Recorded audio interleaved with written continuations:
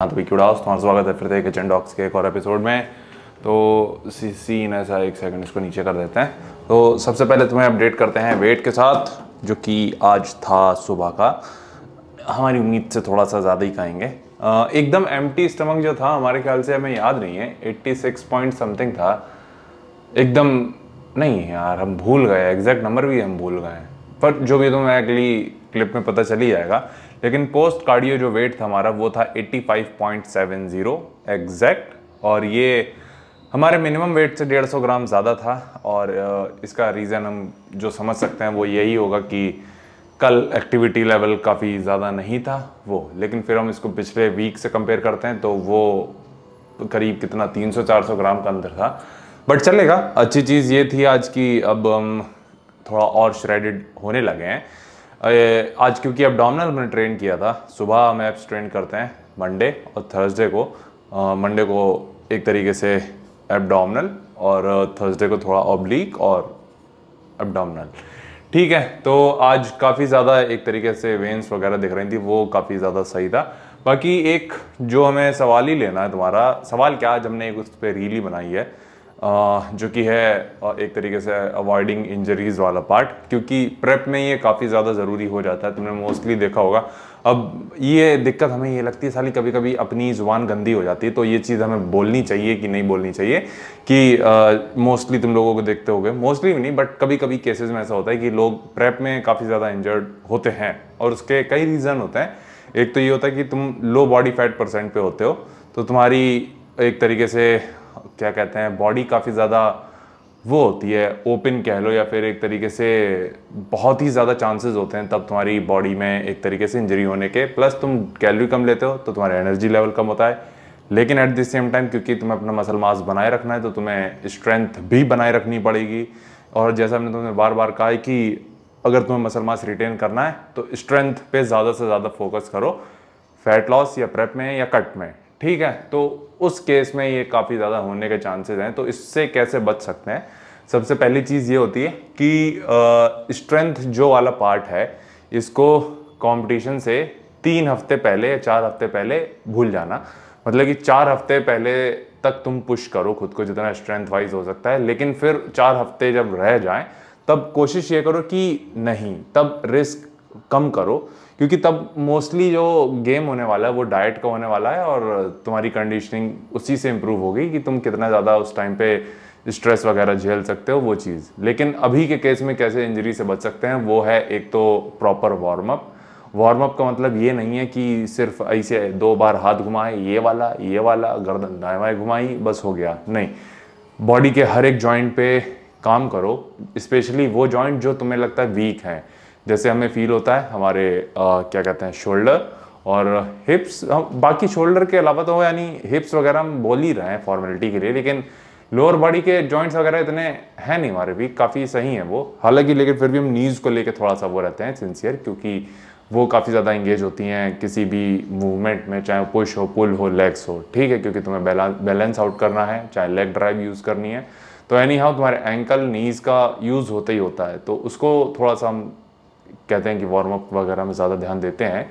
फिर एक तरीका होता है कि तुम जो वेट लो, ऑब्वियसली तुम्हें अपनी औकात के बाहर का लेना पड़ेगा जब तुम स्ट्रेंथ पे जाते हो, लेकिन इवन देन तुम कोशिश करो कि इतना ही पुश करो कि जितना तुम्हारी बॉडी सह सके, या फिर एक तरीके से तुम अपना एक्सट्रीम दो। बट आई होप तुम समझ रहे हो कि कहने का चाह रहे हैं कि इंजर्ड होने से पहले रुक जाओ, वो कहने का मतलब है। जैसे आज एक सेट था जिसमें हमारा मैक्स वेट था मेरे ख्याल से 65 किलो था, 65 था। तो उसमें इंक्लाइन प्रेसेस पे बता रहे हैं, वो तुम देखोगे आगे वर्कआउट में। तो उसमें 5 थे ऐसे जो अच्छे रैप्स हमसे आ रहे थे, लेकिन उसके बाद हमें लग रहा था कि अगर हम अब पुश करेंगे तो शायद वो सही ना हो।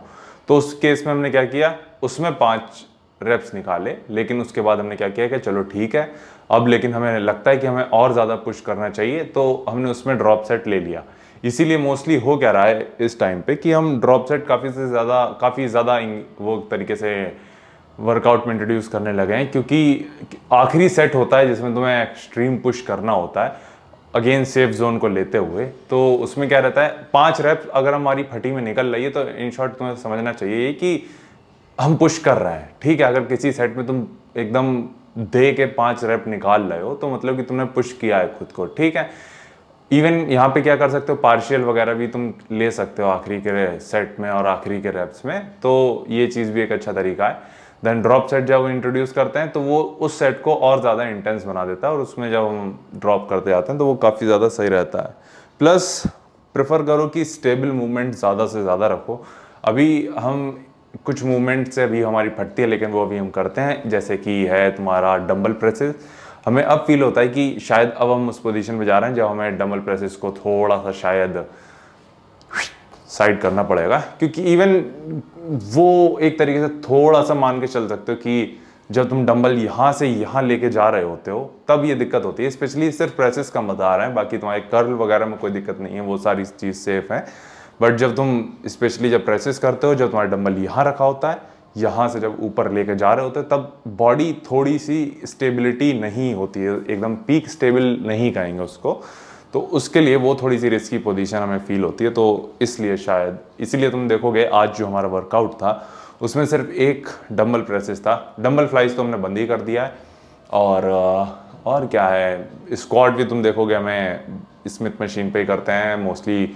जो लेग ट्रेन करते हैं मोस्टली सारे के सारे मशीन फोकस्ड ही होते हैं, डंबल हैमस्ट्रिंग डेडलिफ्ट को छोड़ के, क्योंकि 2 मूवमेंट ऐसे हैं जिन पे हमें कमांड फील होता है, बट वो हम शायद आने वाले कुछ दिनों में बंद कर दें, जिसमें से एक होगा तुम्हारा बारबेल रोज और दूसरा होगा डंबल हैमस्ट्रिंग डेडलिफ्ट। पता नहीं कब बंद करेंगे, बट करना होगा, क्योंकि हम फिर रिस्क नहीं ले सकते। अभी क्या है, अभी हमारे पास 8 हफ्ते हैं, तो अभी हम करीब 4-5 हफ्ते और दे सकते हैं इन चीज़ों को पुश करते हुए। देन उसके बाद चीज़ें थोड़ी सी अच्छी होंगी, देन तब रिस्क नहीं ले सकते। बाकी एक अच्छी चीज़ जो बताएं वो है हमारी लेग्स की वेन्स, जो कि आज काफ़ी ज़्यादा अच्छे से विजिबल थी। एब्डोमिनल वेन्स जो आज काफ़ी ज़्यादा अच्छे से विजिबल थी, मतलब होता नहीं है एक ऐसे दिख रही होती कई सारी एकदम, मतलब कि बहुत ज़्यादा ऐसा नहीं हो रही कि हमेशा दिख रही हैं, बट एक इधर वाली और इधर वाली ये काफ़ी ज़्यादा दिख रही हैं।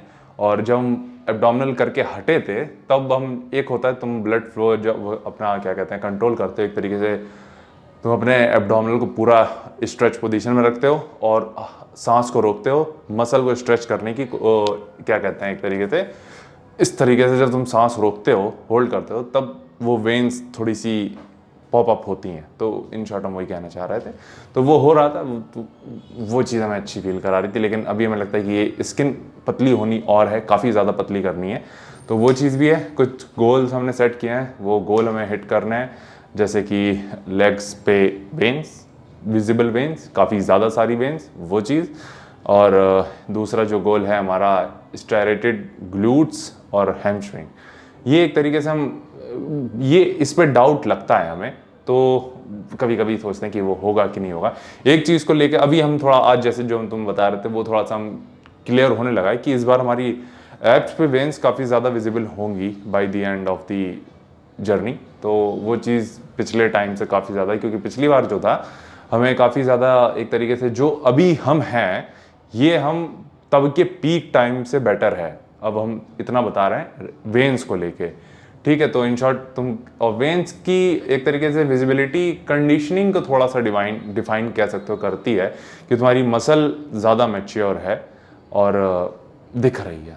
तो ये चीज़ हम थोड़ा सा रिलेट कर रहे हैं इस बार कि हमारा जो मिड सेक्शन है पहले से ज़्यादा एक तरीके से उसकी डेफिनेशन कह लो, कंडीशनिंग कह लो, वो होने वाली है। इसको लेकर श्योर हैं। बाकी बस यहीं तक पंचायत रखते हैं क्योंकि बैटरी भी जाने वाली है। बाकी तुम आज वर्कआउट देखोगे वो है चेस्टिकल, मतलब चेस्ट डे, जो कि काफ़ी ज़्यादा बढ़िया था। हाँ तो तुम्हारा स्वागत है फिर से सुबह की चर्चा में। तो एक शायद उम्मीद है तुम्हें दिख ही रहा होगा। तो अभी का वेट तुम्हें बता दें 86.05 था, सही है ये। और हमारा एंड गोल होगा इसको एनी हाउ कितना 84.50 लेके जाना है अगले हफ्ते की इसी टाइम की चर्चा में, सुबह की चर्चा में। बहुत मुश्किल है बट है तो है भाई, अब इतने डेफिसिट पे हैं तो शायद होना भी चाहिए, पर चलेगा।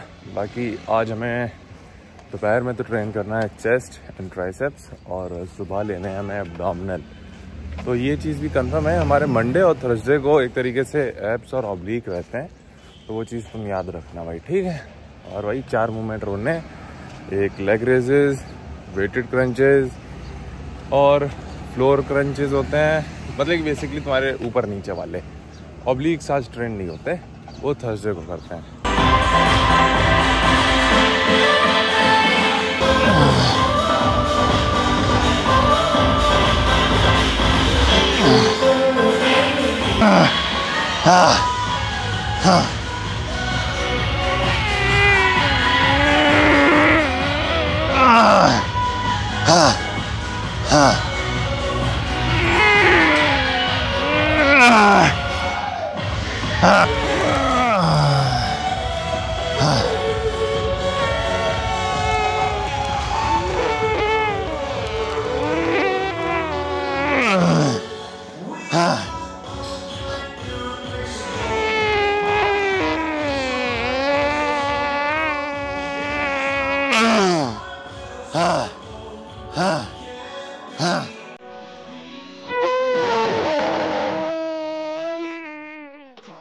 ओके भाई, तो सीन ऐसा है, पहले तो तुम्हारा स्वागत ही करना पड़ेगा क्योंकि इससे पहले हमने पंचायत करी नहीं है वर्कआउट के टाइम। तो आज पुश और ट्राइसेप्स है अगेन, और ट्राइसेप्स के 3, चेस्ट के 5, जिसमें से 3 प्रेसेस 2 फ्लाइज, और ट्राइसेप्स को बीच में लेंगे, मतलब 2 चेस्ट एक ट्राइसेप, 2 चेस्ट एक ट्राइसेप्स, फिर एक चेस्ट फिर एक ट्राइसेप्स। ये सीन रहेगा। पहले भी हमने जो किया है इंक्लाइन बेंच मशीन प्रेसेस, और उसमें मैक्स हम गए थे 65 तक एक तरफ।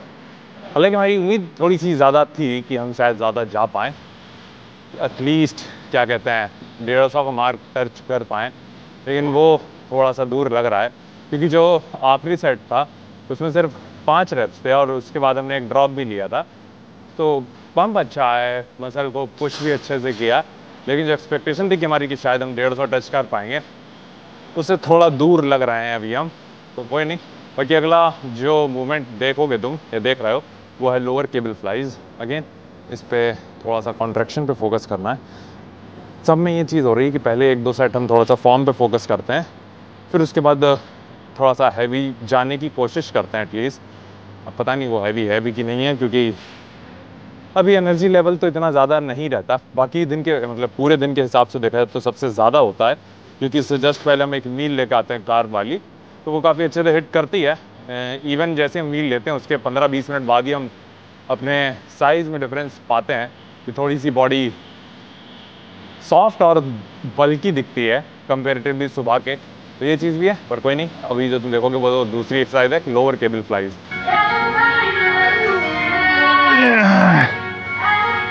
फोकस।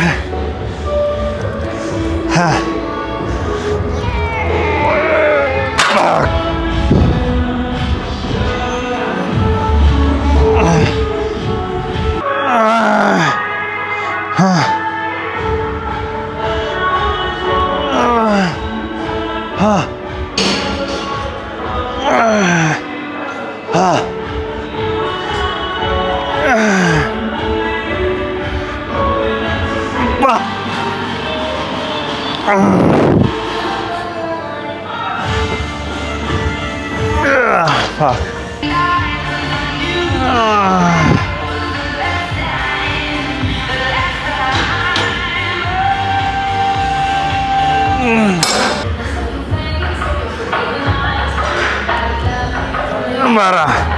11,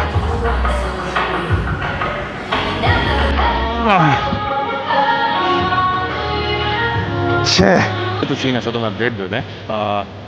मेरे ख्याल से मैं डिक्लाइन प्रेसेस से नहीं सुना होगा, मैं तो क्या कहते हैं लोअर केबल प्राइस पर हमने पुश डाउन किया था, केबल पुश डाउन, और एक वी बार है यहाँ पे काफ़ी अच्छा, उसमें काफ़ी अच्छा कॉन्ट्रैक्शन फील करते हैं, इसलिए वो प्रेफर करते हैं। फिर उसके बाद चौथा मूवमेंट है डिक्लाइन प्रेसेस, 5वां हमारा सीटेड मशीन फ्लाइज, और अब ये कौन सा है हम तो साला भूल गया, छठा मूवमेंट है तुम्हारा ये ओवर रिडक्शन। इसके बाद फ्लैट बेंच डंबल प्रेसेस है 7वां, और 8वां कुछ डिप्स या फिर टेक बैक जैसा लगाएंगे।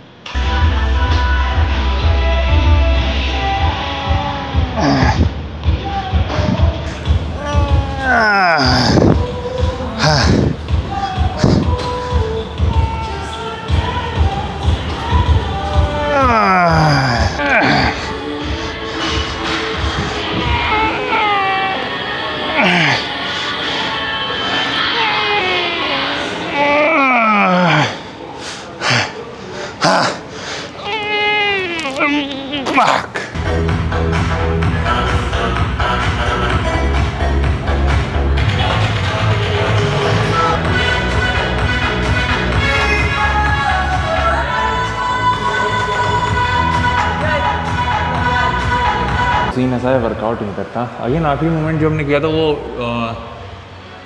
किक बैक और पुश डाउन का मिक्सचर ही कह लो, पर हम इसको किक बैक ही कंसिडर करते हैं क्योंकि एल्बोज हमारी बॉडी के पीछे होती हैं, तो लॉन्ग हेड तो काफ़ी अच्छे से हम ट्रेन कर पाते हैं कॉन्ट्रैक्शन पे।